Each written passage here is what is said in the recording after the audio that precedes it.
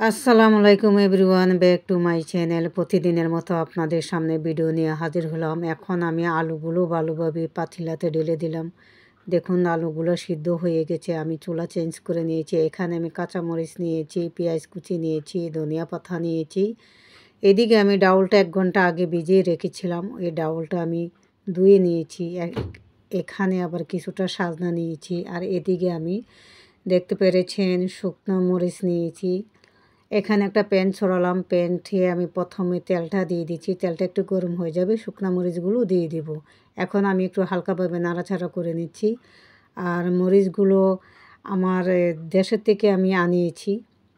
দেশের মরিচটা টেস্টে অন্যরকম থাকে। দেখুন মরিচটা দেখতে অনেক সুন্দর। আর এখানে আসলে আমাদের দেশের মরিচটা পাওয়া যায় না। এখন আমি 1 চামচ পরিমাণে পাঁচফোড়নটা আমি দিয়ে দিয়েছি। দিয়ে ভালোভাবে আমার হাতের সাহায্যে নাড়াচাড়া করে নিচ্ছি। এখন আমি দিয়ে দিচ্ছি ডাউলগুলো ভালোভাবে একটু নাড়াচাড়া করে নেব। আজকে অন্য রকমের মতো বানাচ্ছি ডাউলটা। তো এখন একটু করে হলুদ দিয়ে দিলাম, একটু করে মরিচের গুঁড়ো, একটু করে ধনিয়ার গুঁড়ো দিয়ে দিয়েছি।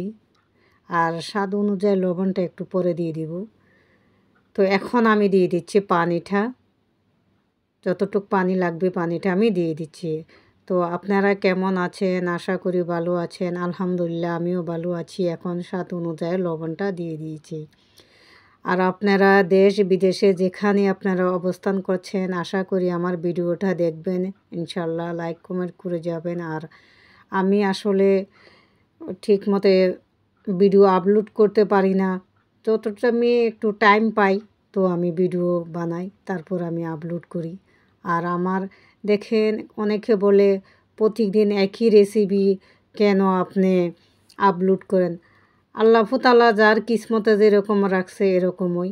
আর অনেক আইটেম বানাইতে গেলে টাইম লাগে, টাইমটা আমার কাছে নাই। এখন আমি দেখুন আজকে আমি ডিউটি থেকে আসছি, আইসা আমি তাড়াতাড়ি করে ডাউলটা বসিয়ে দিয়েছি। আর একটু করে আলুর ভর্তা বানিয়ে নিয়েছি। মানে যেটা আমার জন্য ইজি হয় এটাই আমি করে নিই। তো আলহামদুলিল্লাহ আল্লাহ তাআলার কাছে লাখো শুকরিয়া আদায় করি। আল্লাহ তাআলা ভালোই রেখেছে। এখানে আমি আলুগুলো সিদ্ধ করেছিলাম।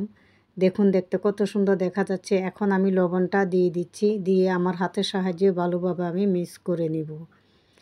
এখন দিয়ে দিচ্ছি শুকনা মরিচগুলো, দিয়ে ভালোভাবে মিক্স করে নিব। আর আমার ভয়েস রেকর্ডে যদি কিছু কথা যদি ভুল থাকে অবশ্যই আপনারা মাফ করে দেবেন।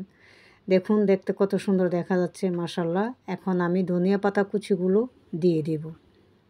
ধনিয়া পাতা কুচিগুলো দিয়ে আমার হাতের সাহায্যে ভালোভাবে একটু মিক্স করে নেব। এখন দেখুন মিক্স করে নিলাম। এখন আমি আলুগুলো আমার হাতের সাহায্যে ভালোভাবে ভেঙে নেব। দেখতে কত সুন্দর দেখা যাচ্ছে। একটু করে সরষের তেল আমি দিয়ে দেব। সরষের তেলটা দিলে তো অনেক টেস্ট আসে। মাশাআল্লাহ অনেক সুস্বাদু হয়। দেখতে কত সুন্দর। আর আলু ভর্তাটা খেতেও অনেক সুস্বাদু হয়েছে। তো আমার হাতের কাছে যেটা আমি পাই, আমি মনে করি যেটা আমার কাছে ইজি থাকে এটা আমি বানিয়ে নিই।